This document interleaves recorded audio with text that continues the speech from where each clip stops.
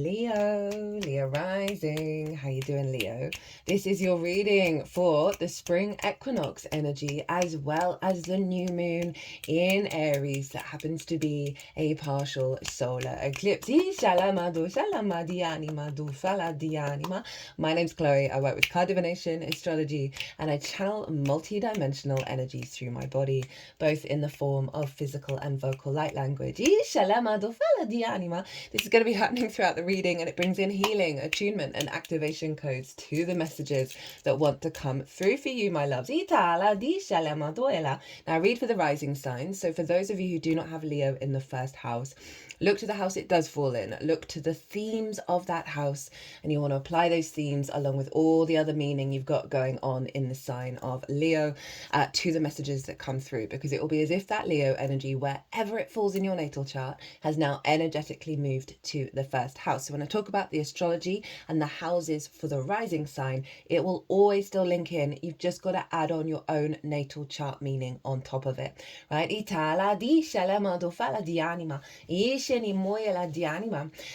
what resonates, leave what doesn't. Well, Leo. Okay, so we're going to get two cards for the spring equinox, the Aries equinox energy, the vibrant spring vibes. And this is, as I said at the beginning, it's going to serve you up until the Cancer solstice. So we're going to get a card of the most integrated and expansive intention of what this fresh new energy is bringing in, as well as how to work with it. And we'll do the same with the eclipse. Now, I've done a collective reading where I've broken down this energy, I've tapped into the bigger intention behind it. Some big stuff showed up in that collective reading. Some channeling in a way that I've never done before on this channel came through. Pretty cool. It kind of blew my mind. But I break down the meaning of the spring equinox, the energy around that, tied in the Capricorn solstice, which initiated this year-long Earth cycle. Talked about the astrology in more detail, did collective tarot for that, as well as the new moon, the eclipse. So if you want a deeper understanding of what's showing up in this reading, pause this video, go watch the collective, and come back. It'll just give you a deeper resonance of what's going on. So the Aries equinox, equal day, equal night, the yang takeover for the next 6 months. As the days get longer, the sun gets stronger. We're moving into outward yang manifestation energy. And where is this predominantly happening for you? Well, Aries for you is up in your 9th house, the house of perspectives, the house of the gods, right? It's the bigger ideals, your morals, your philosophies, your connection to book religion, science, nature, spirituality, you know, whatever it is that's a matrix that's bigger than you, that you're trying to figure out. You want to know what your matrix is, how you understand your reality, and how you map yourself out in it. And you got it in the sign of Aries, so it's very independent. You want to go your own way, you want to figure things out for yourself. So you're getting a real burst of energy coming into how you perceive your reality, how you connect to it. This house is also about mastering of things, mastering of perspectives. It's also about teaching. So it's about sharing those perspectives. We're never here to change anyone's mind. That's entirely up to them. But we are here to share perspectives.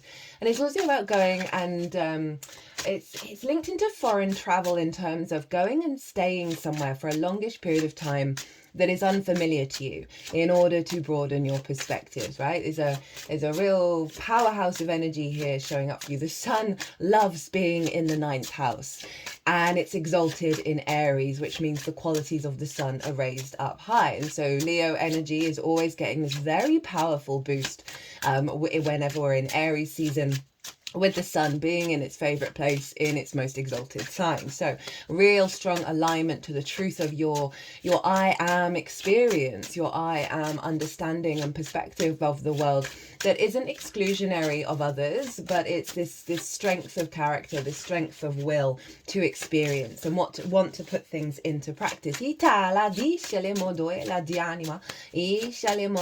the Aries energy, as well as Pisces and Virgo energy, is the predominant dominant vibe for the year, right? It is the facilitating of magic into the 3D via the I am. We've currently got 2 planets being retrograde in the sign of Aries, which was happening at the time of the equinox. So we've got that retrograde energy infused into it. The moon was also in the sign of Sagittarius, trining the sun. So really harmonious fire energy, Leo. If you've got anything at the early degrees of Leo, you will be really feeling this. But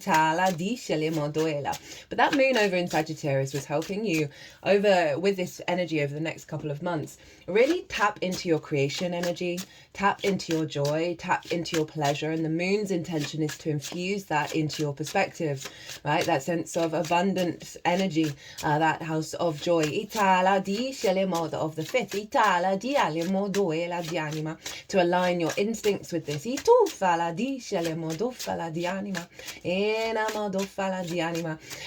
that retrograde energy does mean that we're going back and forth over a lot of stuff. We're doing some big releasing. In the collective reading, there was some big purge energy showing up, right? This reorientating and recalibrating our frequency to the truth of the I am, which we are the divine energy manifest in individual form, and how to come to peace with the collective and the one.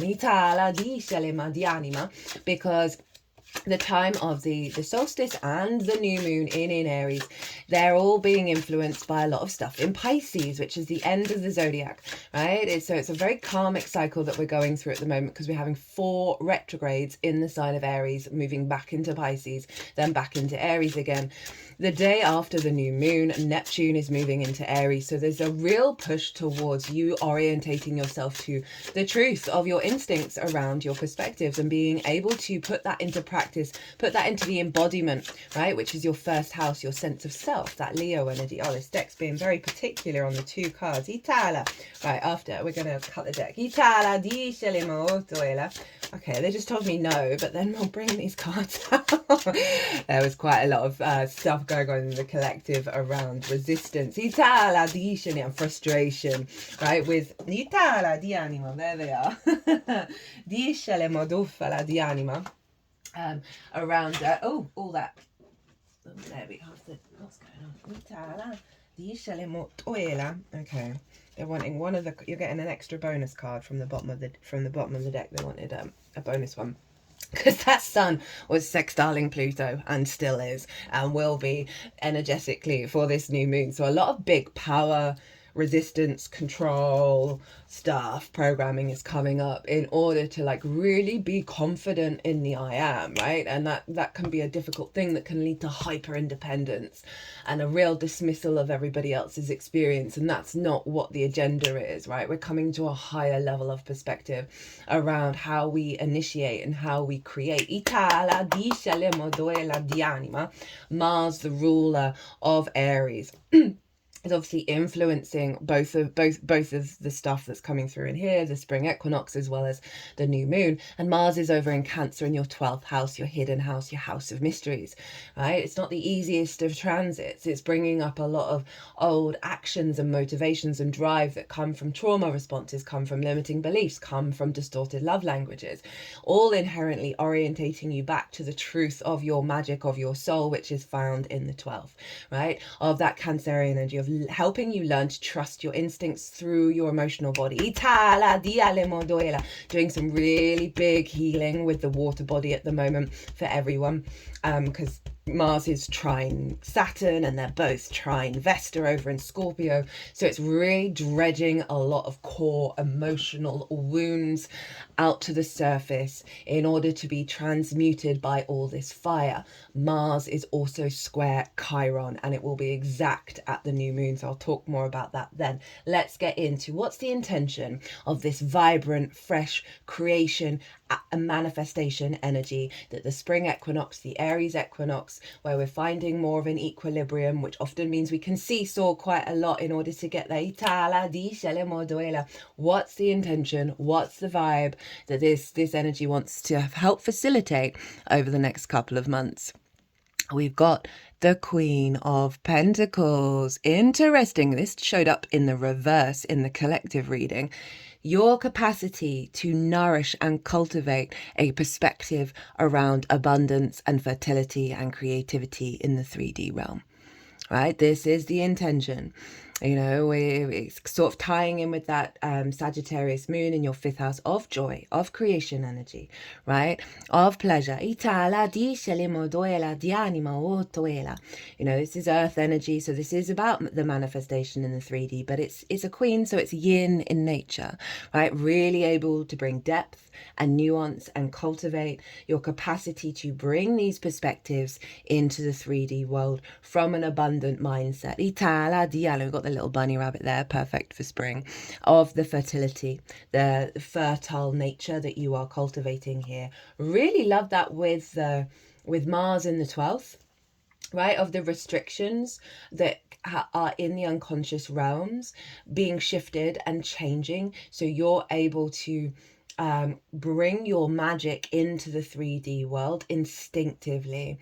I really love the earth energy here of the grounding nature of what this spring equinox wants to bring, of you being able to harness that passion, that drive, that instinct, that perspective, that vibrancy, that autonomy of Aries into creating and fertility and abundance. Our perspectives really influence our path, right? Our mindset, how we perceive and engage with reality, has an impact on how we build. You know, and Taurus is your 10th house. Your earth energy is how you build in the world, right? Your skills and your tools and resources. So that's a really lovely interaction here of your perspectives are getting in alignment with how you bring that into the 3D world, and I'm here for it. Right, okay, this is the card of what to channel to help facilitate that Queen of Pentacles and bringing it into existence. Oh wow, we got the Ace of Wands. That is pure Aries energy. That is it's interesting. I did Aries first, and they got the Ace of Swords in the same position. So the universe is really winking at everyone, saying new energies here. Don't look to the old patterns. Don't look to the past. Step into like a fresh, clean slate in how you're engaging with things. So often we can get stuck in perspectives, stuck in mindsets. We can get a bit stubborn. We don't want to listen. We don't want to shift. We don't want to change. We don't want to grow. And this card is saying, no, fresh new energies coming in for you to work with. It doesn't mean necessarily letting go of all of the old, but being very aware of this change, right? That you may find certain perspectives that you think are quite core to you shifting and evolving with this fertile energy, right? This sort of radiant virility, right? This passion, this drive, this sort of this very independent instinctive nature that's coming through. So with an ace, I always recommend doing meditation of connecting to this new energy and allowing that to inspire you. Because if we think we've got all the answers, if we think we understand everything, it can block our capacity to connect with the newer frequency that's coming in, that's elevating all of that, right?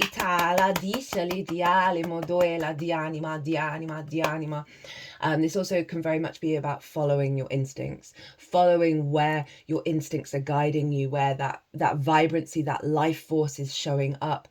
You know, so often we can engage in new understandings, and they give us so much life, but we then fall back into the old patterns, or certain situations happen that pull us back. Now they're wanting you to focus on where the vibrancy of life is and not the problems at the moment.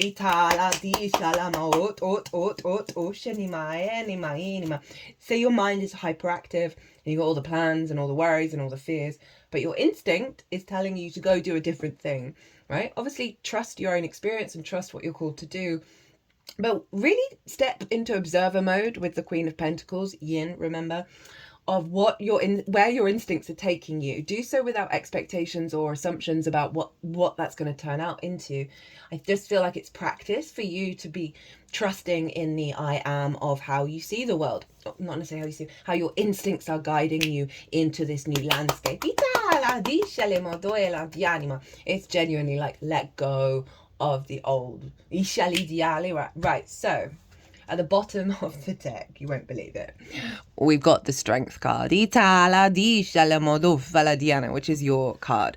And they wanted this card to go along with it, which is Judgment, which is Pluto, who's over in Aquarius, opposite your sign. So what you're going through is a balancing between your higher self and your instincts, right? And that's through love and kindness. So be very mindful of being very loving and very kind during this transition. But overall, this is, again, that sense of trusting of the I am in your instincts takes practice. But this is the root energy of the intention of what's going on.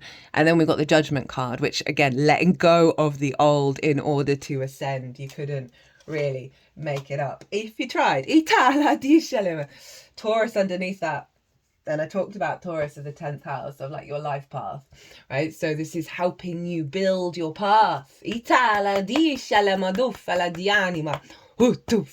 Right. New moon eclipse, partial solar eclipse over. Ooh, okay, there's two there. Itala, okay. Di shalemodofala di anima, doela di alma. They came out very fast. Di shalemoyala di anima. Ooh, tofina. So, fresh new energy, letting go of the old restrictions around your instincts, around your perspective, how you navigate the world. The 9th house can get a bashing because of what's going on in the world, right? And we can overly attach ourselves to that bigger picture, even though we're aware of how distorted it is. And we can lose hope, we can lose faith, we can lose our life force because of just the utter grief of what's going on and the frustration around that, especially with that Aries energy of certain aspects of reality trying to control. And so with this eclipse, and Mars, as I said, is making a square with Chiron and a square with Lilith over in Libra. And so Mars rules Aries, so it's going to be influencing this. And there's a lot going on in Pisces that's infusing it into the 9th house, and that's relationship dynamics, right? For you, Pisces. It's your relationship with the outside world, both source and the 3D. So, I know I'm saying lots of different things, not really going into them. That this is a reboot back to our instincts in alignment with divine love. And that Mars square Chiron, a releasing of great wounds around whether your perspectives are received or not, right? Whether there's conflict there, whether there is reciprocity there, because we're bringing in that Pisces energy of giving it and receiving. Itala dialima, Lilith over in Libra, in your 3rd house of your how you find meaning in the day-to-day, how you communicate, right? So there can be some deep wounds around your perspectives being received in the way that you communicate. Itala diala dianima, or it could have been certain perspectives when you were young of someone saying, oh, well, no, that's just not real, that's not true, even though that was true to you, and that's blocked your capacity to understand truly, madly, deeply the truth of your own reality.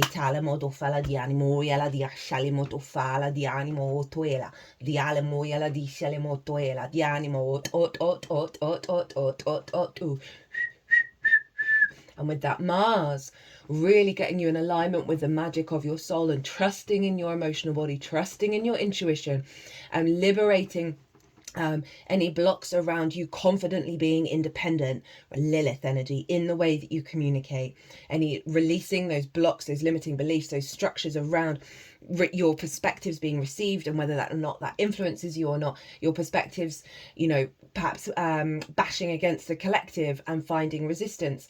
That Mars energy is the release point that's influencing this moon in regards to where we are transmuting that emotional pain into deep wisdom with the Chiron. I could see this, a really heightened capacity of you elevating the way that you communicate. Itala dialemo dofala dianima, ishani moyala dianimo dofala dianimo toela, dianima dofala dianimo toe. Yeah, it just feels like some shackles are falling away, some emotional, as I said, there's a grand water trine going on at the moment, that is helping us do some deep healing around our emotional body and allowing us to then trust. Fire and water is a very prominent energy throughout this year of really learning to trust the new frequency, trust our emotions, trust our instincts, and some big purging is going to go on in order for us to step into that. Right, let's see. What's the most integrated and expansive intention of this eclipse? And this is all going to serve you over the next 6 months till the Aries full moon. Whoop! Oh, hello, 9 of Pentacles. Hey, Venus in Virgo. This is great. This is you rocking your own frequency, your own instinctive understanding of your reality, and through that process creating a holistic life. Very similar to the Queen of Pentacles, so it's fascinating. You've got that earth energy showing up. Because this figure knows what they need to do in order to have a holistic life. Happy home, happy work, happy friends, happy lovers, happy family, right? This figure's just chilling in the abundance of their reality. And there's this wall here, which I've never really felt called to talk about, but it feels like there's a level of protection energy that is... words. That 9th house can take a bashing from the outside world. I already said that it's not about disconnecting from the world, although recently I've made a decision. I'm not reading the paper anymore for now. I may come back to it, but it just feels so disconnected from my reality. I've been saying a lot this year, and I'm really going to hone in on it when I do the Neptune transit. We create our own reality. All this stuff in Aries and Pisces, the I am and the all, the magic source and the instinct of liberation and autonomy, combining forces with that South Node in Virgo, releasing any blocks around our capacity to facilitate being a magical divine being in a 3D reality. This feels like this cycle over the next 6 months, that you are being protected. There's a wall around you. That's, whereas before certain things may have come in and got you out of being your 9 of Pentacles, which is you in this mindset, this perspective of facilitating abundance and a healthy life, healthy incarnation. There's a wall. You're being protected. You're not getting dysregulated in the same way.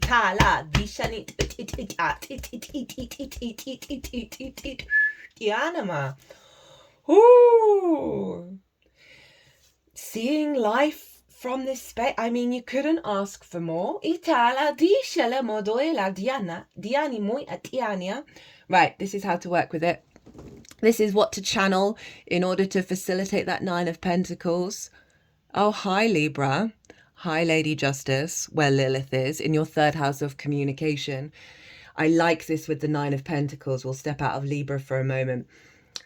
Lady Justice is able to observe things objectively and with empathy. They have that inner balance. They have that clarity of awareness, right? So this is really doubling down on you not being distorted by the outside world or by your inner old perspective. Let's go to Libra in your 3rd house. Now, the 3rd house for me is the gateway to enlightenment, because it's the house of the goddess. It's how you find meaning in the day-to-day, in the little things, in the washing up, in the walk to the shop, which I just did. Had the best time. Because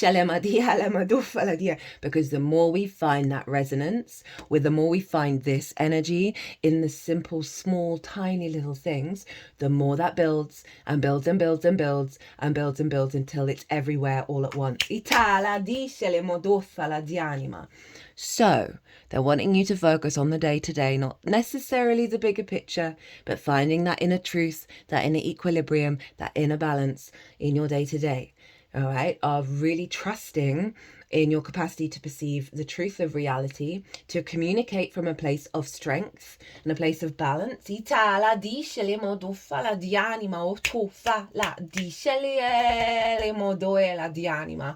Hoof.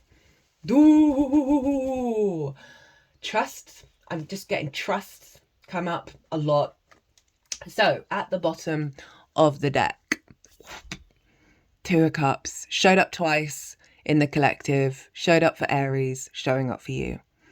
Right? This capacity to receive, to give, to treat each other as individuals with respect, honor, dignity, and equality. For me, this is the Lilith card, even though it's Venus in Cancer, because the whole healthy relationships are where you're open to give and receive, and where you honor each other. You honor each other's I am and come together in union, right? This is also the feminine, masculine, and spirit within you coming to a state of union, of allowing yourself to activate a higher level of being able to receive and give from a place of trust, a place of love. They've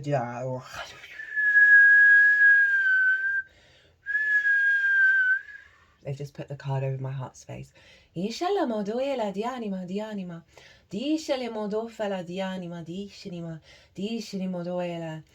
heard whispers of love are wrapping themselves around you.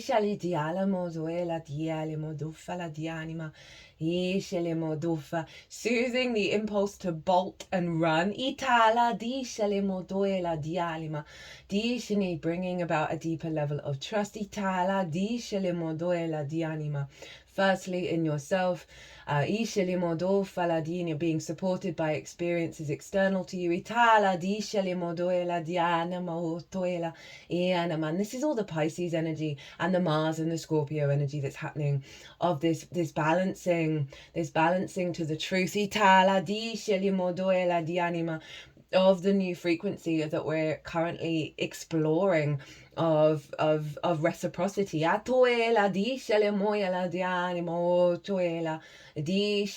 with this state of union, it's stepping out of dysregulation into peace.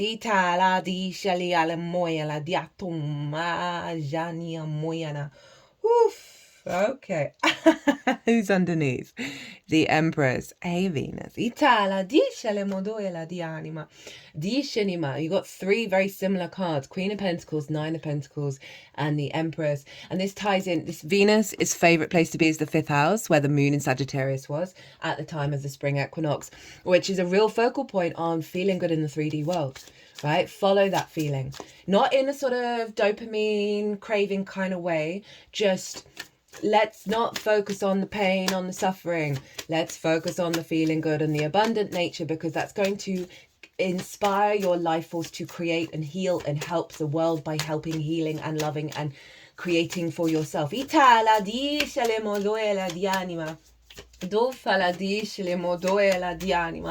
I had a revelation the other day that I'm not here to save the world. And that's not my job. And my job is to find the joy and experience that joy. And that inherently is doing more saving of the world than any of the striving out and doing all the things and helping all the people. It's not that I'm not going to be doing that, but that not having that as a core, like, programming. I've got a Virgo sun. All I want to do is facilitate everybody. And so I'm so hyper aware of people's trauma in the way that they're expressing themselves, where I feel the soul's discomfort, and all I want to do is help. But that's the entanglement. And it's also kind of implying that, well, it's not that. I think a lot of us have that kind of default of like, how do we help everyone? How do we save everything? But the way through is love, and seeing the problem, seeing, I've got to fix everything. Again, that's the Virgo South Node that's going on, is doing us a disservice. It's counterproductive to the end result. It's not the problem anymore. It's the joy that we're focusing on. And all these cards are really pointing towards that.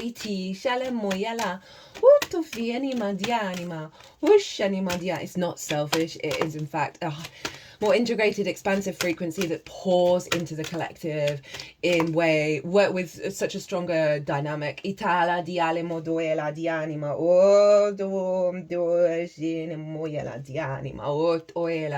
Dishinima. Right, we're getting one more card, one more oracle card.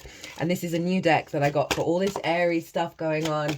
It's called the Hero's Journey, and Aries is very much about going forth into new territory. Itala Dishin, experiencing life for yourself, right? And there's a clear focal point of, hey, how about that focus is on love and abundance. Itala Dishin modoffa la dianima duela Dishin moyana e la dianima.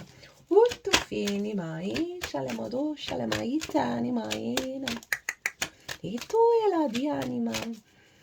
with that Two of Cups, it feels like such a deep union with the truth of your perspectives. A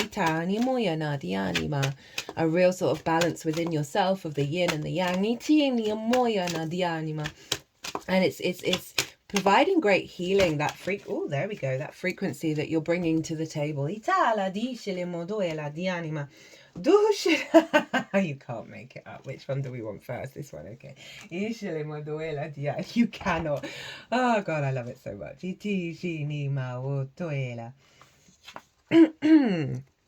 So this is from the Hero's Journey Oracle. Breadcrumbs of bliss. Heed your pleasure principle. Follow your bliss and doors will open for you that you never knew existed. Follow your, sorry, I may sound a bit odd, but I can't, I'm beaten like the smile that I have. I'm just so happy for this energy to come through for you all. Follow your bliss and the universe will open doors for you where there were only walls. Joseph Campbell, and Joseph Campbell was very much a predominant energy that brought and cultivated all the different aspects of the hero's journey. Happens to be a Libra rising with Aries in the 7th, the stellium in the 7th, of the connection to source, of channeling that understanding of we have to go out and experience our own lives.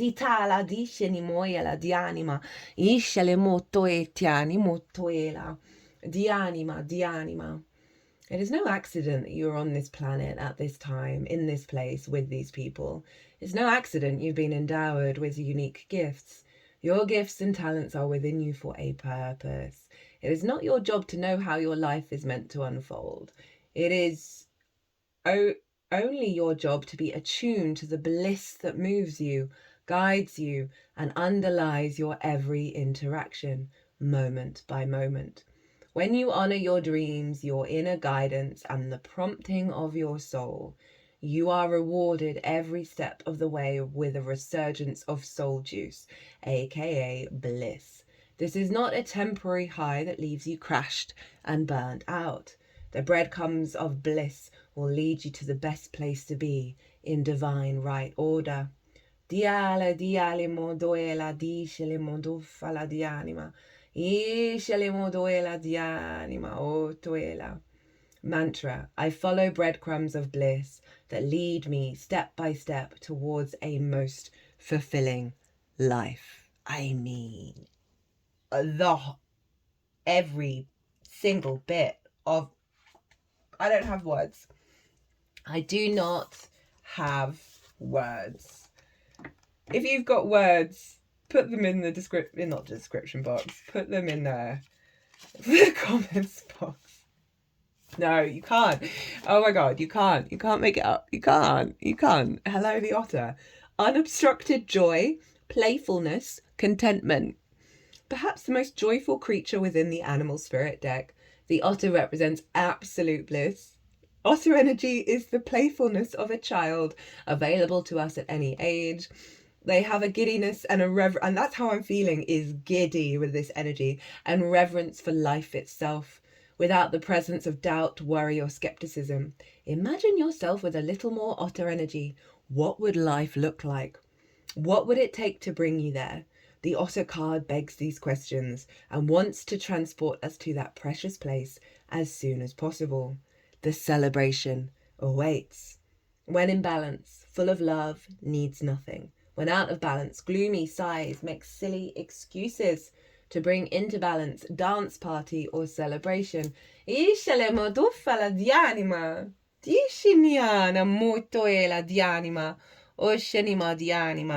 at the bottom of the deck, we'll just look at the Buzzwords, we've got become the elixir, let your glow do the heavy lifting. Whoo! And then we've got the gazelle. Let's see what the gazelle, we'll just do the buzzwords from that one as well. And we've got fire and water showing up here for it. Itala disheli motoela doela dishenia. Heightened awareness and ability, vulnerable. When in balance, graceful, perceptive, artistic. When out of balance, food, allergies, insomnia, racing mind. To bring into balance, yin yoga, a cozy home, good food. The gazelle represents supreme grace. With every move, this awe-inspiring beauty emits sophistication and elegance. Gazelle personalities often hyper-aware of their surroundings, and this can inhibit them from enjoying the beauty they've spent so much effort cultivating. No more worrying about all those predators out there in the world. When this card appears, it's time to get back to the present moment. Sit down, find your breath, and acknowledge the bounty that surrounds you. Let it nourish your gentle spirit. I mean, I was just going to read the buzzwords, but felt called to read that whole thing, having not known what it was saying. And so, racing mind, hyperstimulation, calm the body, stop looking out for the dangers, reorientate back to bliss. Leo. Wild. I hope you enjoyed this reading. I hope it resonated. I hope you're feeling this giddiness. If you want to deep dive further, perhaps more on the spring equinox energy, or the eclipse or anything, we've got Venus retrograde, Mercury retrograde, so much stuff going on. You got Pluto opposite your sign.